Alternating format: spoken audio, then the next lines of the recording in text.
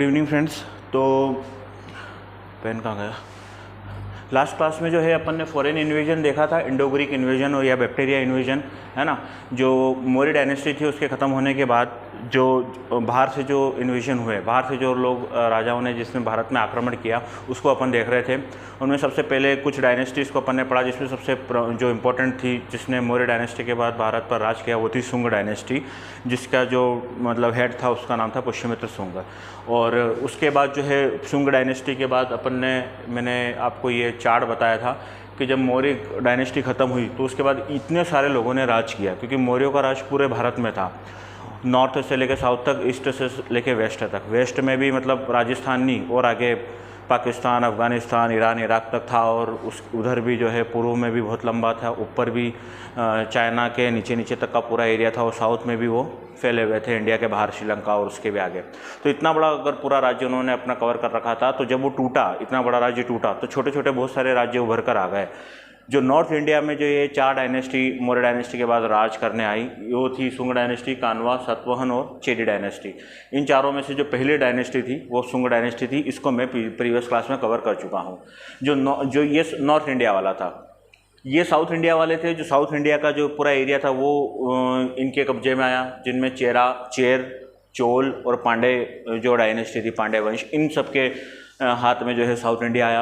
और कुछ ऐसे लोग थे जो यहाँ के नहीं थे, परंतु इन्होंने भारत की ऐसी स्थिति देखी कि जब यहाँ पे कोई है नहीं तो अपना ही राज है, आक्रमण करो, युद्ध करो और जीतो। तो कुछ लोग ऐसे थे जो बाहर से आए थे, ठीक है ना। तो मैं क्रोनोलॉजिकल पढ़ा रहा हूँ। जनरली लोग क्या कराते हैं कि पहले ये सब लाइन से पढ़वा देते हैं, फिर उसके बाद ये सब पढ़वाते हैं, फिर उसके बाद ये सब पढ़ाते हैं। मैं आपको जो पहले आया वो पहले पढ़ा रहा हूँ। मौर्य के बाद सबसे पहली डायनेस्टी जो आई, जो मेनली कंसिडर की जाती है, वो थी शुंग डायनेस्टी। मौर्य के आखिरी राजा को मारकर जो है शुंग डायनेस्टी ने, पुष्यमित्र शुंग ने अपनी नई डायनेस्टी, अपना एक अधिकार मौर्य डायनेस्टी के बाद पूरे इंडिया पर या मगध वाले क्षेत्र पर, नॉर्थ इंडिया पर किया। तो शुंग डायनेस्टी उसके बाद कंसिडर की जाती है। उसके बाद ये जब आएंगे ना, ये थोड़े समय बाद आएंगे, उसके पहले कुछ लोग फॉरेन से भी आ जाएंगे यहाँ लड़ने। तो मैंने शुंग डायनेस्टी पढ़ी, उसके बाद मैं सीधा इस पर गुजरा हूँ। उसमें से भी मैंने इंडो ग्रीक करवा दिया है आपको लास्ट क्लास में पूरा डिटेल में। एक बार उसको मैं थोड़ा सा रिव्यू कर दूंगा फटाफट 2 मिनट में। और फिर जो है अगला है शाक डायनेस्टी या साथियां जिसको बोलते हैं। तो आज का जो टॉपिक है वो है शाक्स के बारे में, ठीक है ना। तो अपन एक बार फटाफट देख लेते हैं कि इंडो ग्रीक जो बैक्टीरियन ग्रीक थे, उनके समय अपन ने क्या क्या देखा था लास्ट क्लास में। एक बार फटाफट वो देख लेते हैं। Indo Greek ruler in ancient India, ठीक है। तो ये अपन ने सबसे पहले एक बेस तैयार किया था, क्योंकि जितने भी ग्रीक राजा थे वो अलेक्जेंडर द ग्रेट, अलेक्जेंडर के बाद वहाँ पे बने, क्योंकि अलेक्जेंडर ने पूरी दुनिया पे लगभग कब्जा कर रखा था। ग्रीक, मैकेडोनिया वगैरह, बैक्टीरिया और ये सब पूरे एरिया पर कब्जा कर रखा था। तो जब अलेक्जेंडर मरा, अलेक्जेंडर जब खत्म हुआ, तो उसका एक सेनापति था जिसका नाम था सेल्यूकस निकेटर। तो सेल्यूकस निकेटर जब राजा बना, तो सेल्यूकस निकेटर के राजा बनने के बाद उसने एक अपना नया एम्पायर चालू कर दिया, ठीक है ना, जिसको सेल्यूसिड एम्पायर बोलते हैं। सेल्यूसिड एम्पायर में मेजरली तीन देश आते थे, तुर्की वगैरह और ये सब, बैक्टीरिया हो गया, पार्थियंस हो गया। तो ये 3-4 देश मिलाकर जो है सेल्यूकस निकेटर ने अपना एक नया राज्य घोषित किया कि अब मैं यहाँ का राजा हूँ। अलेक्जेंडर का जो सेनापति था सेल्यूकस निकेटर, उसने। तो अब वो जो 3 राज्य थे वो तीनों धीरे धीरे जो है सेल्यूकस के मरने के बाद उसके जो उत्तराधिकारी थे, उसके जो नीचे डायनेस्टी में जो आने वाले नए राजा थे, सेल्यूकस निकेटर के बाद वो इतने योग्य नहीं थे। तो धीरे धीरे सेल्यूकस के बनाया हुआ इतना बड़ा जो राज्य था, जो 3-4 देशों से मिलकर बना था, बैक्टीरिया हो गया, पार्थियंस हो गया वगैरह, ये सब मैंने लास्ट क्लास में पूरा डिटेल में डिस्कस किया है। उसको एक बार आप प्रीवियस वीडियो में जाके एक बार डिटेल में देख ले। तो सेल्यूकस निकेटर की मृत्यु के बाद क्या हुआ कि उसकी मृत्यु के बाद ये जो पूरा इतना बड़ा उसका साम्राज्य था 3-4 देशों में फैला, वो टूटने लग गया। और छोटे छोटे राजा फिर वहाँ से उभर के आने लग गए। कुछ बैक्टीरिया वाले से कुछ उभर कर आए, पार्थियन वाले एरिया से कुछ उभर कर आए, तुर्की वगैरह के वहाँ से सब जगह से कुछ छोटे छोटे राजा उभर कर आए। और यही राजा बाद में इतने धीरे धीरे बढ़ते गए और इन्होंने ही बाद में आक्रमण किया, बाद में भारत में इन्वेजन किया, ठीक है। यही पूरा कंसेप्ट होता है।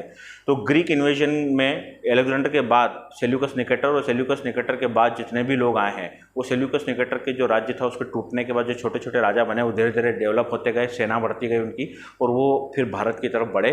और यही सारी चीज़ें इंडो ग्रीक में या बैक्टीरियन ग्रीक में कंसिडर की जाती है। और इन्हीं बैक्टीरियन ग्रीक में कितने राजा थे? टोटल शायद 10 या 11 राजा हैं क्रोनोलॉजिकल में, एक के बाद एक जो आए हैं। उन 10 और 10 राजाओं को मैंने क्रोनोलॉजिकली पढ़ाया है कि कौन सा राजा पहले आया था, उसके बाद उसने क्या किया, कैसा काम हुआ, उसके बाद दूसरा राजा, तीसरा राजा, चौथा राजा, इनका पूरा अपन ने डिटेल में लास्ट क्लास में देख लिया था। तो एक बार फटाफट गो थ्रू कर लेते हैं। तो ये सब हुआ, ठीक है ना, ये सब वही लिखा हुआ जो मैंने बताया लास्ट क्लास में। आप जाएँ तो आपको पूरा समझ में आ गया, ठीक है। अलेक्जेंडर की मृत्यु के बाद उसका जो पूरा एम्पायर है वो डिवाइड हो गया था, जिसको सेल्यूसिड एम्पायर कहा गया, जिसमें सीरिया, बैक्टीरिया, पार्थिया और ये सब जो है सारे देश वगैरह आते थे, और ये सब डिटेल में आपको दिखेगा यहाँ पे, ठीक है। तो ये सब चीज़ें मैंने लिख रखी है। ये राजाओं की क्रोनोलॉजी है जो भारत में जो है बाद में आए, अलेक्जेंडर और सेल्यूकस निकेटर के बाद जो भारत में आए। एंटियोकस सेकंड, डियोडोटस, इथियोडेमस, डेमेट्रियस, पेंटालियन, एगाथल्स, अपोलोडस फर्स्ट, फिर अपोलोडस सेकंड, फिर मिनांडर, ठीक है, जिसको मिलिंद भी बोलते हैं, यूक्रेटाइड्स, जाइलस फर्स्ट, डेमेट्रियस थर्ड। ये 12 राज्य जो है वो भारत में उसके एक के बाद एक, भारत प्रॉपर में तो नहीं आई है क्योंकि उस समय पाकिस्तान, अफगानिस्तान, काबुल वाला जो एरिया था हिंदू कुश, उसको भी भारतीय कंसिडर किया जाता था। तो ये सब वहाँ तक आए थे। थोड़े बहुत पंजाब में भी आए, गंधार वगैरह, तक्षशिला तक भी इन्होंने कवर किया है। पर मगध वगैरह जो पाटलिपुत्र या मगध जो मेन एरिया था उस ज़माने का, उस तक कभी ये पहुँच नहीं पाए। यहाँ पर जो है लोकल राजाओं का ही राज चलता रहा। तो भी ये भारत में आए हैं, इनके बारे में अपने को कंसिडर करना है। तो ये सारे थे ग्रीक राजा, बैक्टेरियन राजा, इंडो ग्रीक राजा जो बाहर से भारत में आए। अब इनके बाद एक नई डायनेस्टी या नए लोग उभर कर आए जिनका था शक डायनेस्टी, इसको बोलते हैं शक डायनेस्टी या शक वंश, ठीक है। तो ये अपन ने इंडो ग्रीक के समय कॉइन जो सिक्कों के बारे में थे, अगर क्वेश्चन आता है तो ये बेसिक जानकारी है 5 नंबर में। इंपोर्टेंस ऑफ इंडो ग्रीक ये चले गए बैक्टीरियन राजा, पर इनसे भारत में क्या प्रभाव आया, ये भी क्वेश्चन बन सकता है। तो इनके पे इनकी जाने के बाद क्या क्या प्रभाव आया, इनसे लोगों ने क्या सीखा, और नए राजाओं ने, आगे वाले राजाओं ने क्या क्या सीखा, उन सबको भी अपन ने इन पॉइंट वाइज डिस्कस किया है। इन सबको डिटेल में पढ़ना है तो अब लास्ट क्लास में चले जाएं, ठीक है ना, वहाँ पर आपको ये पूरा इजीली मिल जाएगा। अब अगला जो पॉइंट पढ़ रहे हैं, इनके बाद इंडो ग्रीक के बाद जो अगले राजा बन के अगले जो राज यहाँ पर आए वो थे शक वंश के लोग और शक राजाओं, जिनका नाम था शक भी बोलते हैं या साथियंश भी बोला जाता है। इन दोनों में से आपको नाम किताबों में मिलेगा, ये दोनों समान है, सेम ही है ये, ठीक है। तो शकों के बारे में पढ़ते हैं, थोड़ा सा इसको देख लेते हैं। जो इंडो ग्रीक लोग थे वो कहाँ से आए थे, वो आए थे अपने वेस्ट से, नॉर्थ वेस्ट में, अफगानिस्तान का, पाकिस्तान, सॉरी पार्थिया, बैक्टीरिया, है ना, सीरिया वगैरह। वहाँ पर जो अलेक्जेंडर का जो राज्य था वो टूटा, और वहाँ से जो बड़े बड़े राज्य, सेल्यूकस निकेटर का राज्य टूटा, और फिर जो छोटे छोटे राजा फिर बाद में बढ़े हुए और वो भारत की तरफ आए। ये बात चल रही है अफगानिस्तान के और आगे की, सीरिया वगैरह वहाँ तक की, वहाँ से वो लोग भारत में आए। कुछ और भी जो यहाँ के जो लोकल राजाओं के अलावा कुछ एक ऐसी ट्राइब थी जो सेंट्रल इंडिया में, मध्य एशिया में चल रही थी, जो धीरे धीरे डेवलप होने लग गई, और उन्होंने भी भारत पर आक्रमण किया। वो जो डायनेस्टी जो ऑलरेडी सेंट्रल इंडिया में इस्टेब्लिश थी, परंतु मौर्य एम्पायर ख़त्म होने के बाद जो है उन्होंने भारत पर कब्जा करने की नीति से अटैक किया, और उसी ट्राइब को जो है शक डायनेस्टी कहा जाता है या शक वंश कहा जाता है। इसको अपन डिटेल में देख लेते हैं एक बार। सारे राजाओं की, इसमें भी एक के बाद एक राजा आएंगे, ठीक है, एक शायद एक ही राजा प्रमुख है इसमें, पर मैं सारे राजाओं को आपको बताऊंगा, ठीक है ना, क्योंकि कुछ भी पूछा जा सकता है, तो सबके बारे में अपने को जानकारी होनी चाहिए। तो पहले देख लेते हैं कि ये है कौन, कहाँ से आए थे, पूरा डिटेल में इसके बारे में एक बार 2 मिनट देख लेते हैं।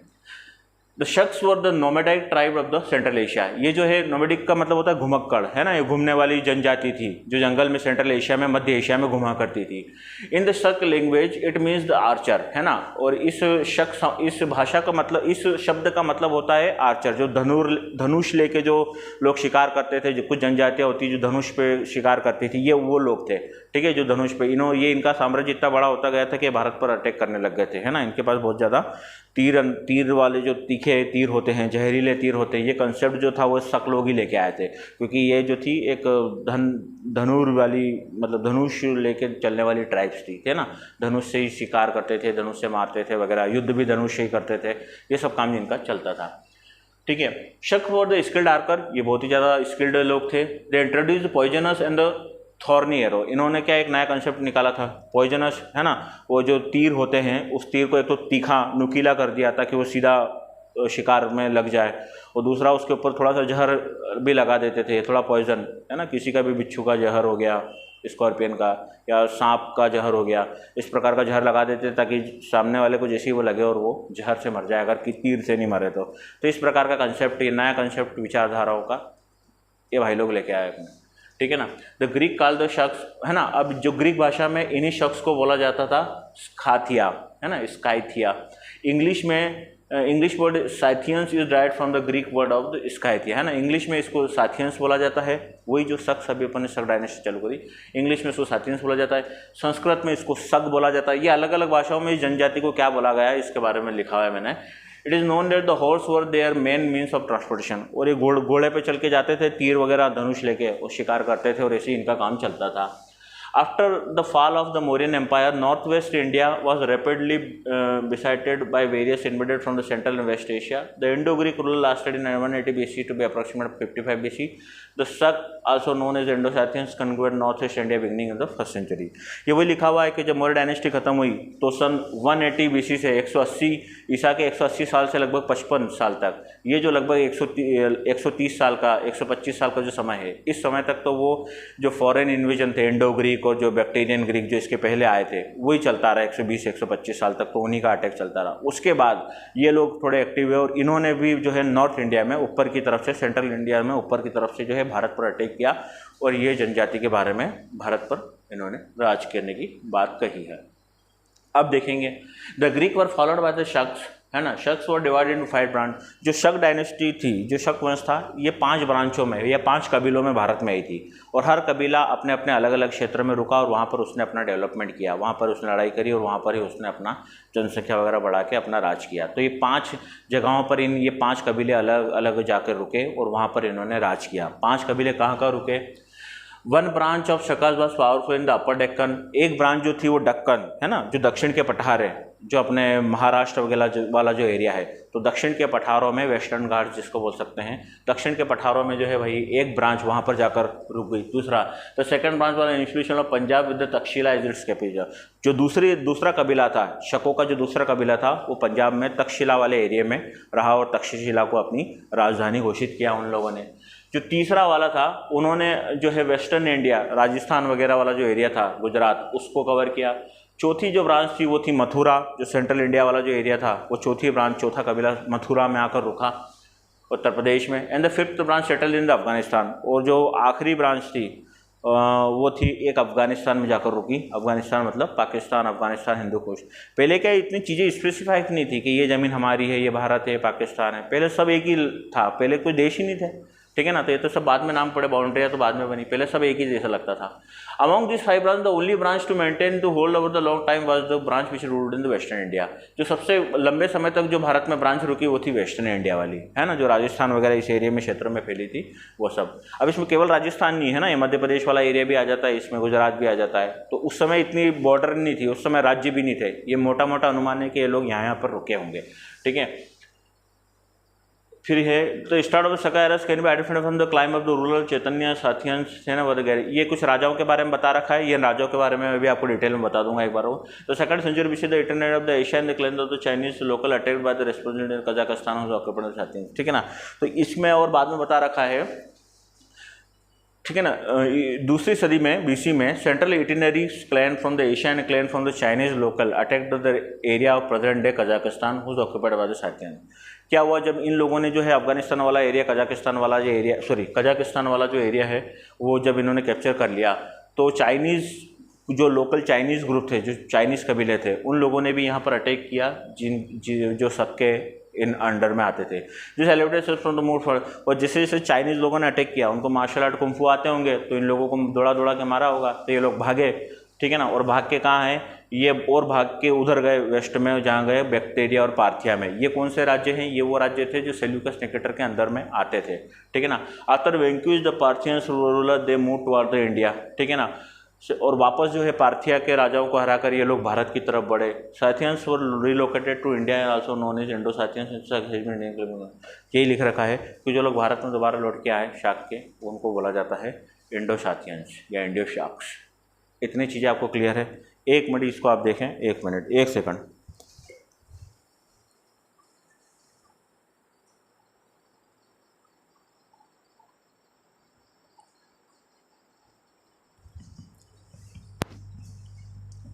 ठीक है, अब आ जाते हैं शाकों के राजाओं पे। जो इंपॉर्टेंट राजा हैं उनके बारे में डिस्कस करेंगे। तो सबसे पहला प्रमुख राजा था वो था म्यूज़। इसका जो राज्य था वो लगभग 98 या 50 BC के तहत चलता है।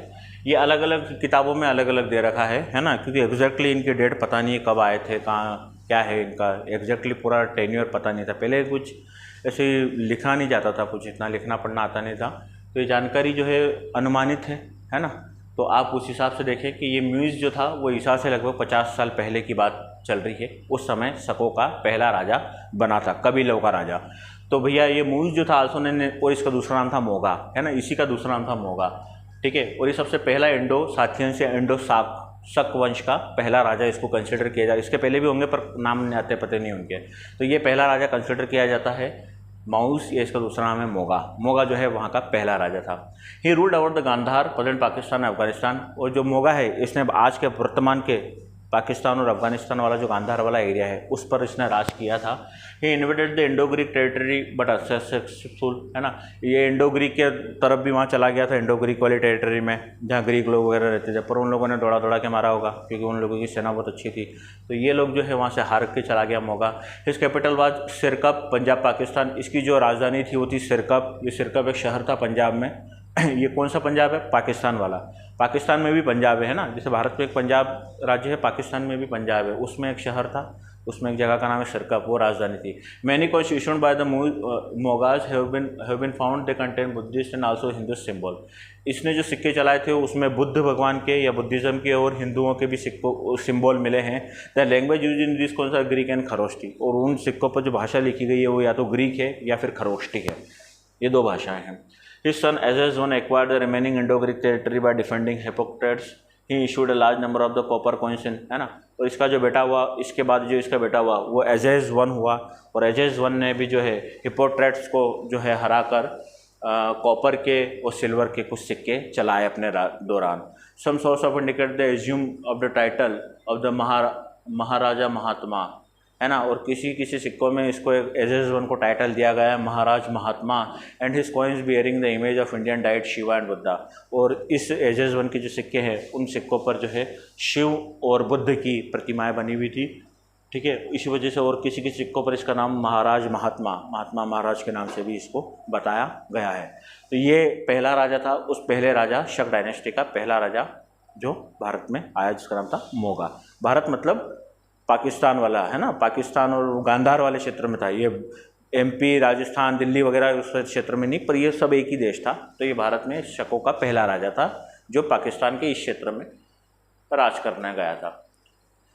मोगा के बहुत सारे इंस्क्रिप्शन मिले हैं, है ना। जो राजा था मोगा, उसके ये पहला राजा था, इसके बहुत सारे इंस्क्रिप्शन मिले हैं, बहुत सारे साक्ष्य मिले हैं, तथ्य मिले हैं, जिससे पता चलता है कि इसने क्या क्या काम किया है। तो कुछ साक्ष्य को अपन देख लेते हैं कि मोगा इंस्क्रिप्शन कहाँ कहाँ मिले और क्या क्या है। Moga inscription refer to Taxila copper plate. Taxila में एक कॉपर की प्लेट मिली है, उसमें मोगा की जानकारी मिलती है आपको। Taxila copper were found in the area of Taxila of the modern Pakistan. Taxila copper plate were the precise data and its writing in Kharosthi. जो प्लेट है वो खरोष्टी भाषा में लिखी गई थी। This inscription is scribed of the Shakas king Moga. इसमें मोगा के बारे में जानकारी मिलती है, जो शकों का पहला राजा था। इट वॉज द तक्षशिला's copper plate which has been mentioned about the dedication of the realistic of the Buddha Shakyamuni to a Buddhist monastery by the शाकुरुलस। Patrika Koshaka is also mentioned in the Mathura lion capital. तो इसमें जो है इस कॉपर प्लेट में जो है एक राजा के बारे में जानकारी मिलती है, शाक राजा के बारे में, जिसका नाम था पटिक कुशुलाका। और ये पटिक कुशुलाका के बारे में जो जानकारी है वो मथुरा के आयरन वाले कैपिटल से भी जो है यहाँ से ये मिलती है। तो ये सारी चीज़ें आपको क्लियर है। जो शकों का पहला राजा था वो था अपना मोगा, और मोगा ने अब कुछ सिक्के वगैरह चलाए, कुछ प्लेटों पे लिखवाया, उन्हीं से अपने को इसके बारे में जानकारी मिलती है। तो ये हो गया पहला राजा। अब आएंगे दूसरे राजा पे। हाँ, ये एक चीज़ है, ठीक है। इसके बाद जो है अगला राजा जो है वो चेस्टन्ना, ठीक है ना। जो दूसरा राजा है वो इस जो मेगा के बाद आया वो है चेस्टन्ना, जो मेजर है। इसके बीच में बहुत सारे लोग राजा होंगे पर वो इतना ज़्यादा, जैसे एजेज वन इसका बेटा था, और भी कुछ होंगे पर वो इतने ज़्यादा काम के नहीं है। जो जिसके बारे में जानकारी मिली वो है दूसरा चेस्टन्ना। ये 78 AD में आया था भाई अपना। ये वहाँ तो ruler of the western Kshatrapa dynasty who rule over the Ujjain. और ये जो है उज्जैन तक इसने अपना राज फैला लिया था। इसके पिता, इसके जो पूर्वज थे वो लोग कहाँ तक फैले थे? तक्षशिला तक, पाकिस्तान में। और ये उज्जैन तक आ गया था राज करते करते। The Saka era is believed to have started his succession to the power in 78 AD, ठीक है ना। और ये सबसे मेन राजा था। इसके बाद ही वो लोग और ज़्यादा पावरफुल है। और 78 AD में, ईसा से 78 साल बाद जो है ये पावर में आया, और इसी ने शकों को जो है और अच्छा नाम दिया और आगे नाम बताया। Ptolemy mention him as a Tiastenes है ना, टियास्थीनीज। तो टॉलमी जो है, जो इतिहासकार है, उसने इस व्यक्ति को ये नाम दिया है।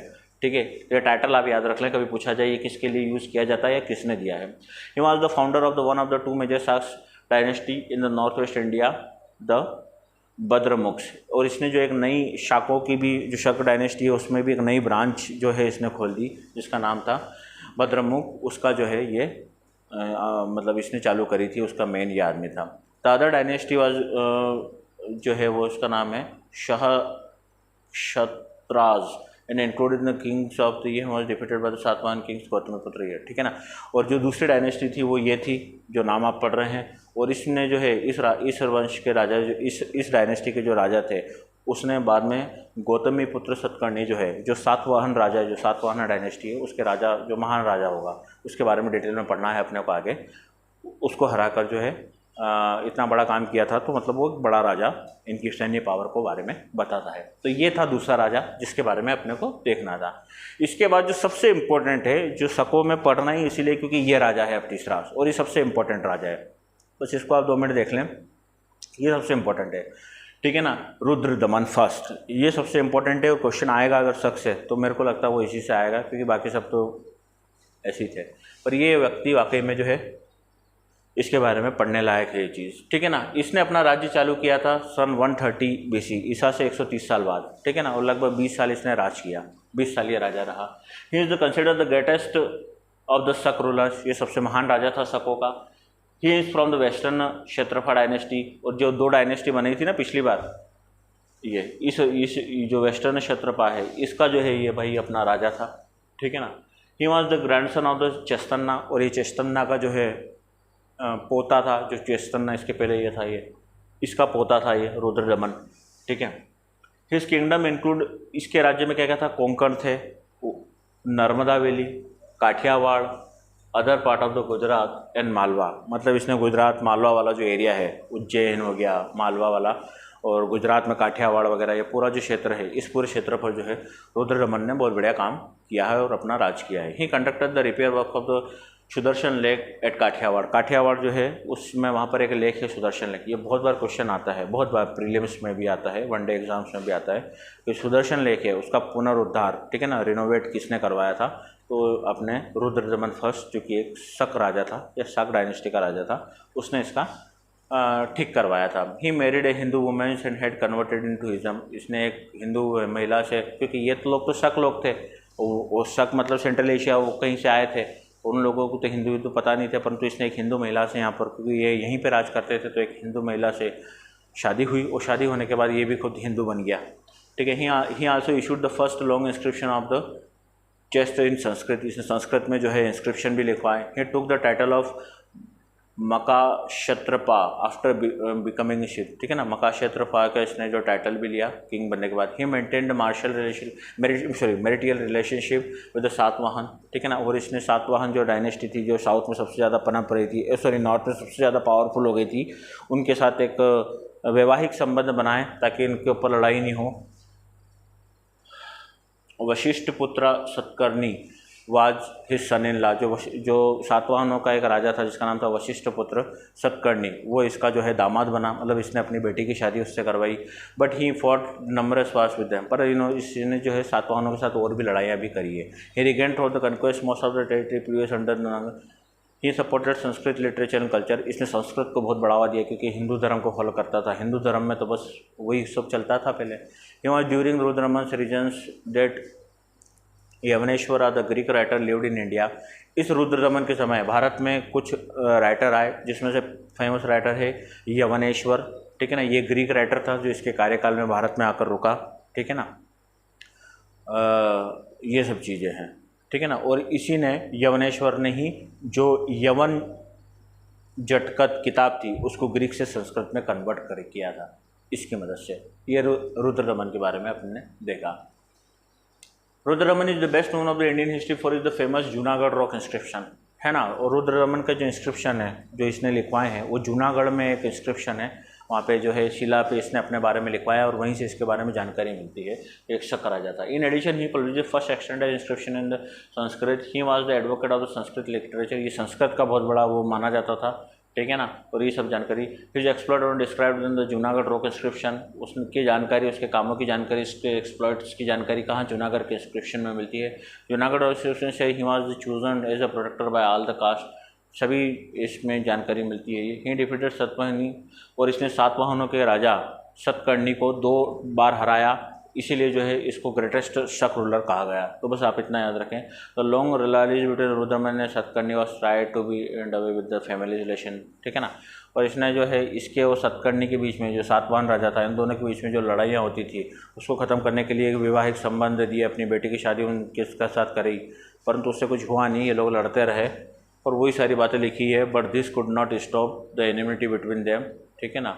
और ये सब चीज़ें जो है आपको दिखेगी। अब रुद्रमन के बारे में देखें। द रुद्रमन कन्वेयर मालवा, इसका राज्य कहाँ तक फैला था, तो मालवा, सौराष्ट्र, गुजरात वाला, गुजरात, कोंकण, है ना, और युदेहास ऑफ द राजपुताना, ये पूरे राज्य में इनका फैला था। रुद्रदमन जो था उसको ग्रामर का भी अच्छा नॉलेज था, संस्कृत ग्रामर का, है ना, वो होता ना तीत हंती सीथ था।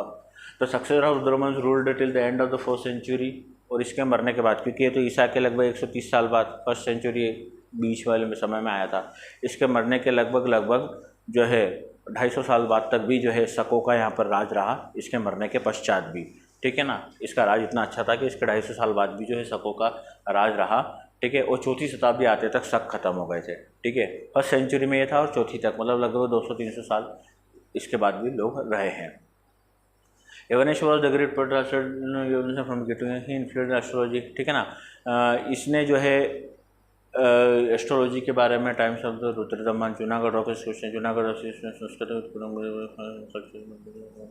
ये सब चीज़ें लिखी हुई है। जूनागढ़ का जो रॉक इंस्क्रिप्शन है वो इसने खुदवाया था या इसने लिखवाया था। उसमें जो है इसने सुदर्शन लेक के बारे में जानकारी दी है। इसमें जो है उसके समय जो आर्ट और कल्चर के बारे में जितने भी इसके समय काम होता था उसके बारे में इसने जूनागढ़ अभिलेख में जानकारी दी है, ठीक है। ये हुआ, ठीक है। अब ये भाई साहब भी चले गए, ठीक है, रुद्रदमन। तो अब ये लोग चले गए, उसके बाद जो सक्सेसर आएंगे वो इतने योग्य नहीं होंगे, पर तो भी उसके भी 200 साल तक जो है शक डायनेस्टी चलती रहेगी। कुछ जो इंपॉर्टेंट राजा हैं उनके बारे में जो जानकारी वो 2 मिनट में इसको देख लेते हैं कि इनके बाद कौन कौन से राजा आए हैं। Maues successful able to conquer the large area of the Gandhara, they were unsuccessful against the, ये म्यूज़ के बारे में लिखा है। म्यूज़ के मरने के बाद उसका बेटा एजेस I जो है वो आया, परंतु वो केवल ग्रीक तक ही रह गया। एजेस I जो है इंडो ग्रीक था, हिपोक्रेट्स को उसने हराया था। उसके बाद एजेस I ने एजेस ईरा की शुरुआत करी थी, ठीक है ना, जो कि भारत में विक्रम संवत जो चालू था उसी के समय कंटेम्प्रेरी बताया जाता है। एजेस I के बाद जो नया राजा आया वो था एजिलेस, हुआ सक्सेड बाय एजियस II, और ये जो आखिरी राजा था Azilises II। He was considered issued the joint of Azes series joint हुई है, ठीक है। Azes II resident from 35 to 12 BC, he considered to be the last Shaka ruler and was the last of the Kushana, ठीक है ना। और edges I जो है वो आखिरी राजा था शकों का, जिसके मरने के बाद जो है शक डायनेस्टी खत्म हो जाती है। एक चीज़ जो है ये बिमरान कास्केट, इसके बारे में देख लेना। बिमरान कास्केट क्या है, ये जलालाबाद पाकिस्तान में एक जगह है, वहाँ पे एक कास्केट मिला है। ये कब इसकी खोज की गई थी, 1833 से लेकर 1838 के बीच में। This casket is important because it found having the coins of Azes. ये जो कास्केट मिला है, इस कास्केट में जो है इस एजेज के ये एजेज जो है, इस एजेज II ने जो शकों का आखिरी राजा था उसके सिक्के जलालाबाद में पाकिस्तान में मिले, मतलब उनका राज वहाँ तक था, उनके सिक्के चलते थे। तो इसको बिमरन कास्केट बोला जाता है, और बिमरन कास्केट मिला है वहाँ से। Its feature of the representation of the Buddha surrounding by the Indian dead Brahma and Indira, ठीक है ना, बोधिवस्व। और वो जो सिक्के मिले थे, जो जलालाबाद से मिले हैं, एक कास्केट में जो सिक्के मिले हैं, उसमें जो है बुद्ध के आसपास जो है हिंदू भगवानों को बैठाया गया था, इस प्रकार की प्रतिमा उसमें सिक्कों में दिखाई गई है। Buddha standing posture with bundle of hairs, ठीक है ना, वियरिंग दोहरी। और बुद्ध जो है वो उनके बहुत लंबे लंबे बाल दिखाए गए हैं और धोती पहना हुआ है, उनको सिक्कों में दिखाया गया है, ठीक है ना। स्टेराइट के बने हुए थे ये सिक्के, ठीक है ना, और उनके ऊपर कुछ लिखा हुआ था। Bimaran casket is the first and earliest known image of the standing Buddha. और इसी बिमरन कास्केट में ही जो है बुद्ध की जो प्रतिमा सिक्कों पर जो मिली है, वो जो है खड़ी पहली बुद्ध की प्रतिमा इसी कास्केट में आपको इसी क्षेत्र में जलालाबाद से मिली है। तो ये यहाँ तक राजाओं का काम हो गया ख़त्म। तो बात समझ में आ रही है आपको। मोगा पहला राजा था, मोगा के बाद चेस्तन्ना, ठीक है, चेस्तन्ना के बाद रुद्रदमन और फिर ये छोटे मोटे राजा।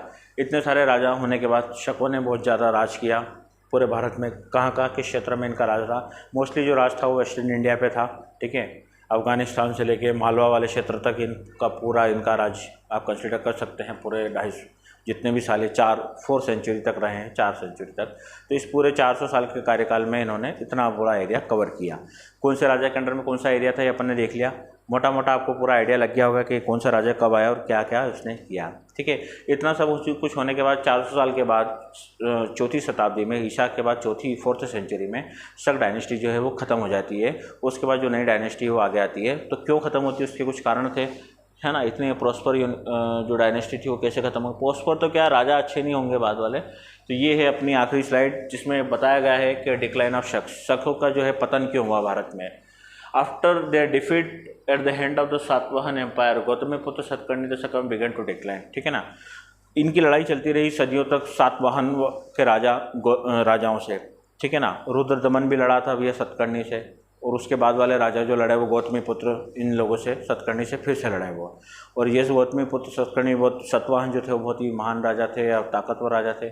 तो इनसे ये लोग लड़ते रहे और हारते रहे और हारने के बाद धीरे धीरे जो है इनका राज्य सातवाहनों ने कैप्चर कर लिया। पहला कारण ये। दूसरा, the Saka rule to the north east India and Pakistan till death of Azes second in the region taken over by the Kushan. इसके बाद जो कुछ और छोटे मोटे राजा जो थे, बाद में एक नई डायनेस्टी उभर के आई जिसको बोलते हैं कुषाण डायनेस्टी। और कुषाण डायनेस्टी को अपन डिटेल में देखेंगे।